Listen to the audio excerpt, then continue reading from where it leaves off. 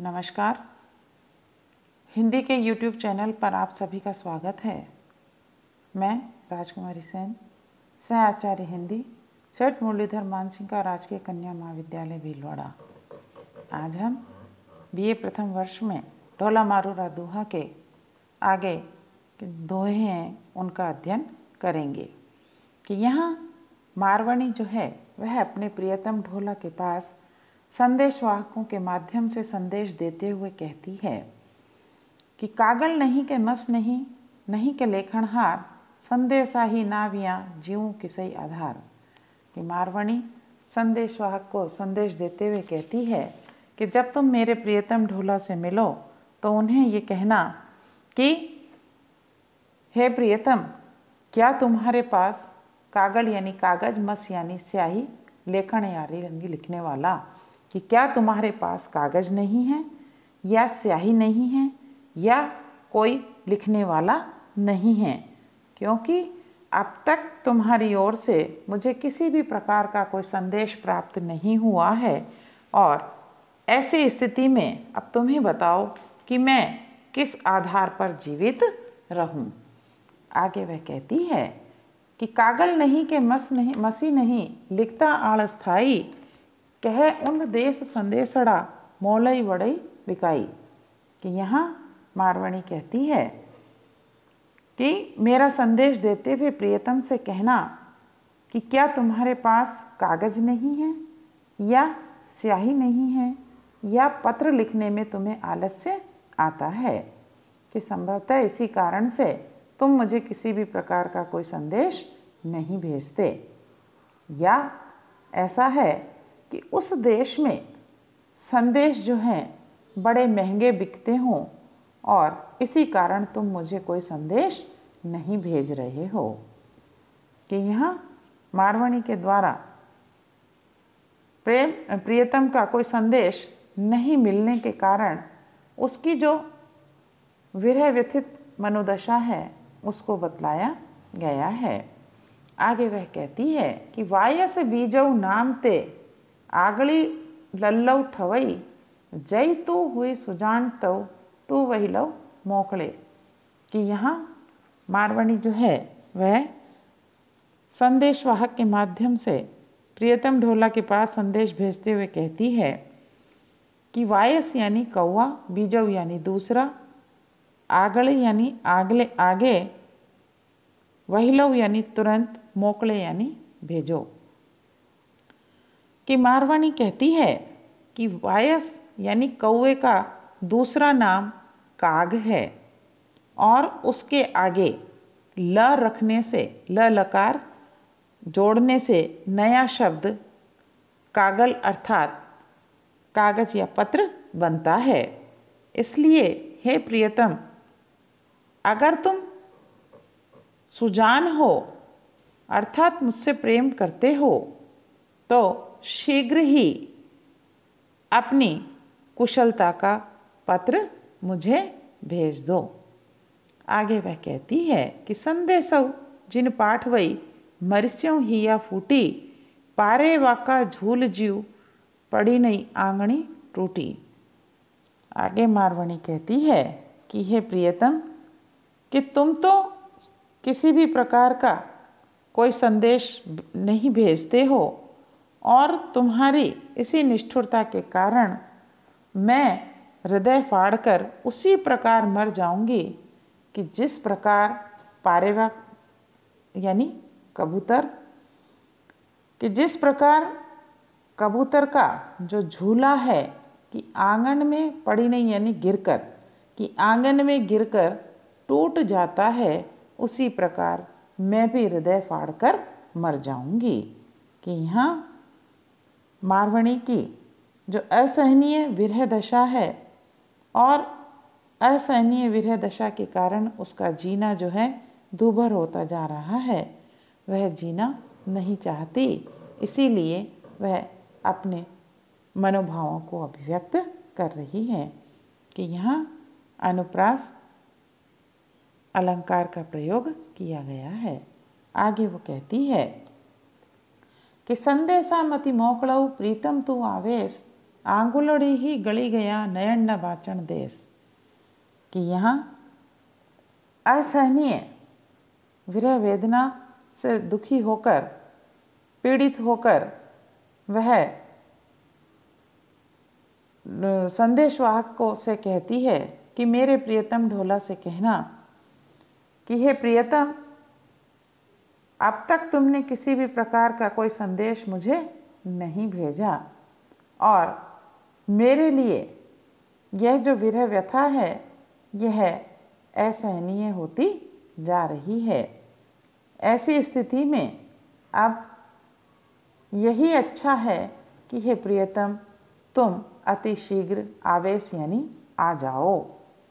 कि तुम्हारी इस विरह व्यथा के कारण, विरह वेदना के कारण जो आँखों से निकलने वाले अश्रु हैं, उन अश्रुओं को पोंछते पोंछते मेरी ये जो उंगलियां हैं यह गल गई हैं और मेरी आँखों की जो दृष्टि है वह अत्यधिक कमज़ोर हो गई है।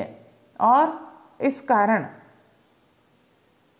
कि अत्यधिक विरह वेदना के कारण अब इन आँखों से, यह आँखें जो हैं वह पत्र पढ़ने लायक भी नहीं रह गई है।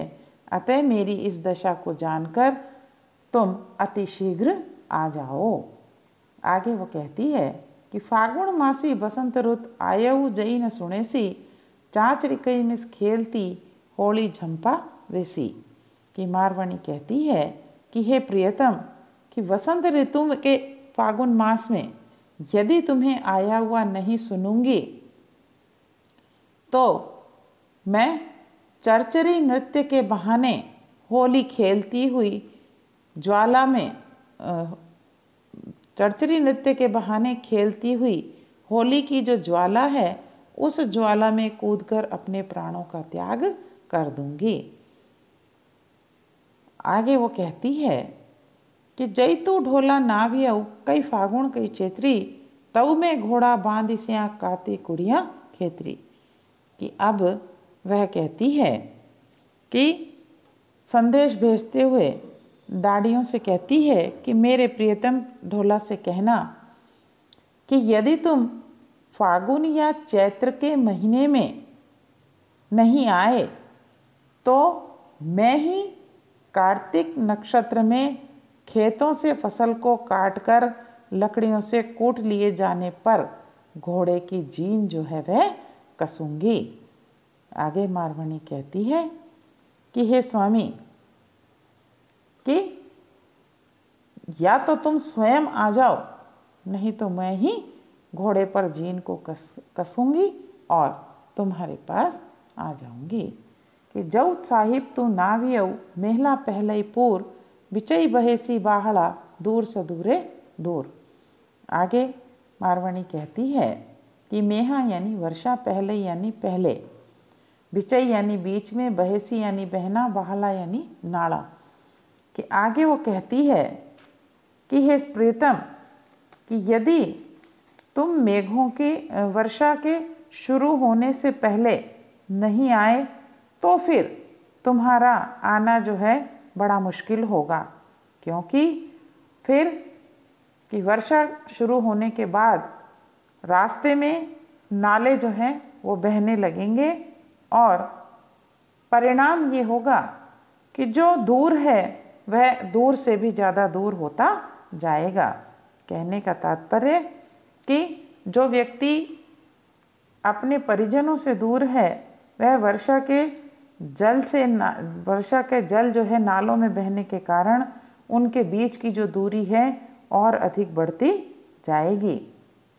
तो इसीलिए यहाँ मारवाणी जो है बरसात से पहले ही अपने प्रियतम से आने का आग्रह कर रही है। कि यहाँ लाटानुप्रास पुनरुक्ति प्रकाश अलंकार है। आगे वो कहती है कि सज्जनिया सावण हुआ धड़ी उल्टी भंडार, विरह महारस ऊमटई के ताकहूँ संभार। कि यहाँ मारवाणी डाड़ियों के माध्यम से अपने प्रियतम ढोला के पास संदेश भेजते हुए कहती है कि हे संदेशवाहक, मेरा ये संदेश मेरे प्रियतम से कहना कि हे प्रियतम कि श्रावण का महीना जो है वो आ गया है और परिणाम स्वरूप भारी वर्षा जो है होने लगी है। और इस वर्षा के जल को देखकर ऐसा लगने लगा है कि इस पृथ्वी ने गुप्त भंडार को हरियाली के रूप में उलट दिया है। आगे वो कहती है कि एक और तो पृथ्वी ने अपने गुप्त भंडार को हरियाली के रूप में उल्टा है और इधर विरह व्यथा के कारण इस शरीर में जो विरह का भारी प्रवाह जो है वह उमड़ रहा है। तो ऐसे इस उमड़े हुए विरह को तुम्हारे अतिरिक्त और कौन संभालेगा। अतः हे प्रियतम कि तुम इस विरह को संभालने के लिए, उमड़े हुए विरह को संभालने के लिए शीघ्र आ जाओ। आगे मारवणी कहती है कि जब तो साहिब नावियव सावण पहली तीज बीजड़ तणई झबुक कड़ई बूंद मरेसी खींच। कि यहाँ आगे मारवणी कहती है कि हे प्रियतम कि यदि तुम सावन की पहली तीज पर नहीं आए तो आकाश में चमकने वाली झबुकड़ई यानी चमकने वाली जो बिजली है, उस बिजली की चमक से मूंद यानी मुग्धा, मरेसी यानी मर जाना, कि बिजली की चमक से यह जो मुग्धा मारवणी है वह खीज के कारण अपने प्राणों का त्याग कर देगी। कहने का तात्पर्य है कि हे प्रियतम, ऐसी स्थिति को देखकर यदि आप शीघ्र नहीं आए तो मैं अपने प्राणों को खीज के कारण छोड़ दूंगी, अर्थात मर जाऊंगी। आगे वो कहती है कि जब तू ढोला नावियव काजल यारी तीज चमक मरेसी मारवी देख खिवंता बीज। कि मारवणी कहती है कि हे प्रियतम कि अब आकाश में बादलों की घटाओं के बीच बिजलियों के जाल जो है वो मिल रहे हैं। जय तू ढोला नावियो कहती है कि हे प्रियतम कि यदि तुम कजली तीज पर नहीं आए तो आकाश में चमकने वाली बिजली को चमकते हुए देखकर मारवणी जो है, मारवी यानी मारवणी, उसे देखकर चौंक कर मर जाएगी। कि आगे कहते हैं बिजुलियाँ जाड़ो मिलिया ढोला हूँ न सहेसी जव आषाढ़ी न आवियो सावण समकी मरेसी। कि मारवणी कहती है कि हे प्रियतम ढोला, अब आकाश में बादलों की घटाओं के बीच बिजलियों के जाल जो हैं वो मिल रहे हैं और कि इन मिलते हुए जालों को, बिजलियों के जाल को देखकर वो कह रही है कि तुम भले ही इसे सहन करो लेकिन मैं इसे सहन नहीं कर सकूंगी। कि आगे वो कहती है कि जब आषाढ़ी यानी आषाढ़, आषाढ़ी यानी आषाढ़, कि अगर तुम आषाढ़ के महीने तक कि वर्षा ऋतु के शुरू होने से पहले नहीं आए तो मैं सावन मास में बिजली की चमक से चौंक कर मर जाऊंगी।